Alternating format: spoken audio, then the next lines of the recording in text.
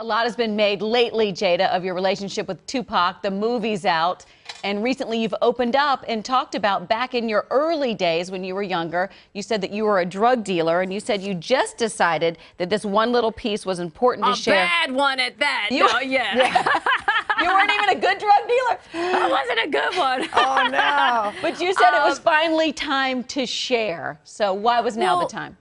Well, I felt like there had been, and still is, a lot of missing pieces to my relationship with Tupac, and I know that there's a lot of intrigue around it, and I know that a lot of times people, you know, kind of connect us romantically, but I think also it was time to share because I really had an existential crisis in regards to realizing how far I had come and having started in one place and had come out of a certain lifestyle and watched a friend go into that lifestyle and always thought, you know, the higher power would bring him through and that I made it and that he didn't. And I realized that a lot of my anger around the movie really didn't have to do with the filmmakers as much as it had to do with me really making peace with how the highest has wanted this whole journey to be.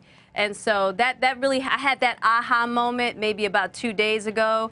And you know, nobody really knew that aspect of my life, that I had started out one way, and Pac, you know, started out one way, and then we kind of switched roles. It was the thing that bound us, but it was also the thing that broke us apart as well. How deep were you in that life, and how did you save yourself? My mother saved me. My mother saved me. My mother got me out of Baltimore. I had gotten a scholarship, a small little scholarship to go to North Carolina School for the Arts, and something really horrible had happened to me that she found out about. And, you know, one day she just packed the car and was just like, you're getting out of here. And, you know, there's no, you're going to do exactly what I say, and you're going to get in the car right now. And she drove me to North Carolina School for the Arts and enrolled me, and my life completely took another turn from there. Thank goodness. What do your kids think about? Thank goodness. You were always going to make it big. What do your kids think about this journey, this part of your life? You know what? I've always shared with my kids my life and the realities of my life because I thought that it was important for them to know me.